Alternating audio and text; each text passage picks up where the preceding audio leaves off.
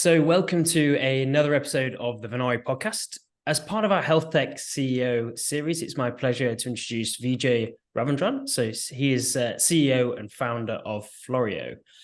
Floreo is a venture-backed startup building a VR system for the neurodiverse. Welcome to the podcast, Vijay.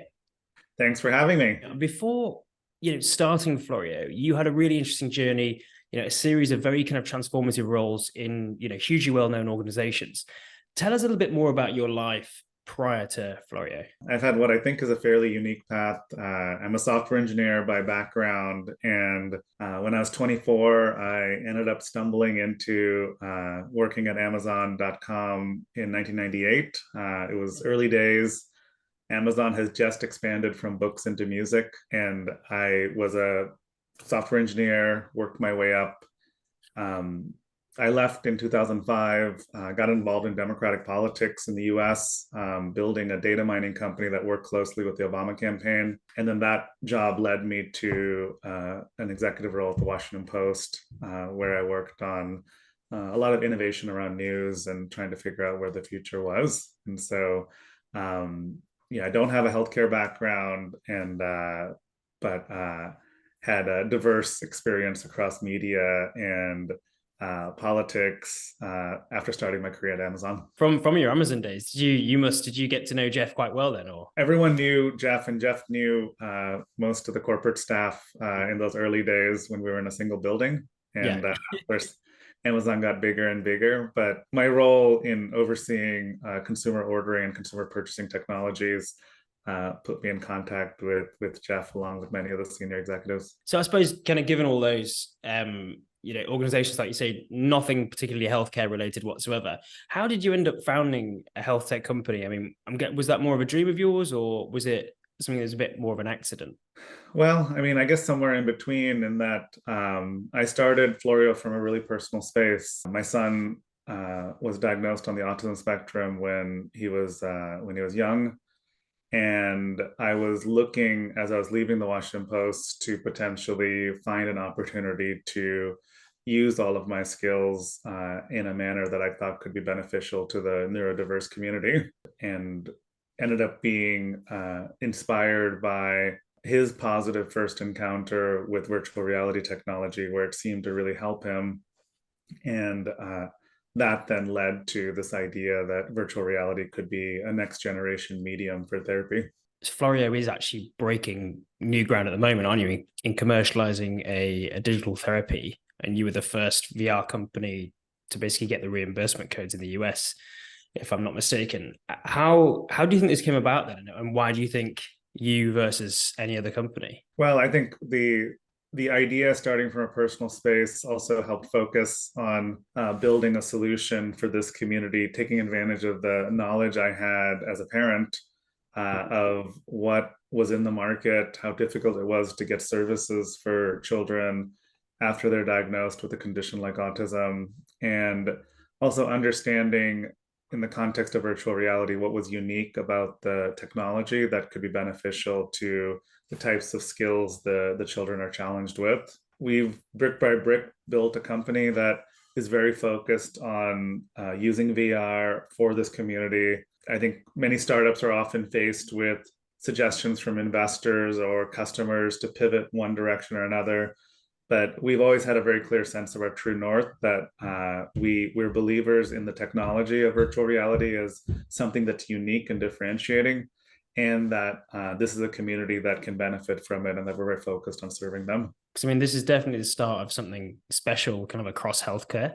What do you think are the possibilities for the future of virtual reality in healthcare? Well, I think they're quite wide. As the world moves towards more telehealth, we have more and more change in how healthcare services are delivered as we go from in-person interactions with healthcare providers and professionals to leveraging technologies like video conferencing. There's a gap to be filled. Something is lost when we move from in-person to video conferencing. And I see virtual reality as a capability that eventually will become indispensable to filling that void, especially in the areas of mental health and behavioral health. Yeah. I think, moreover, where technology is going is that there's more and more opportunities to create more real-time services of healthcare to individuals. You see some of that in the US with real-time patient monitoring and remote care opportunities opening up, and starting to see more reimbursement opportunities showing up there. I think on the technological side, the advent of artificial intelligence and generative content for us specifically is very powerful, because AI can enable more rapid creation of new virtual reality experiences through creating 3D content.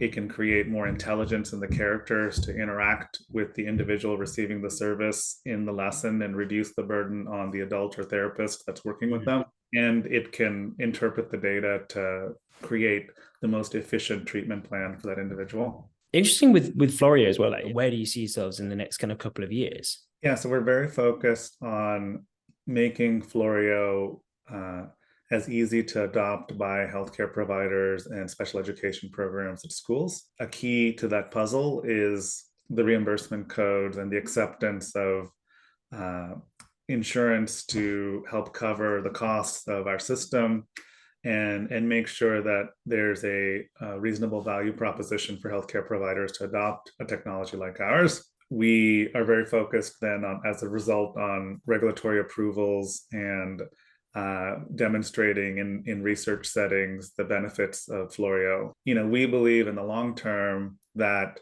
over telehealth, using virtual reality, that children can receive a superior service to in-person therapy. It'll take time, but that there's already really exciting data showing that this is going to be possible.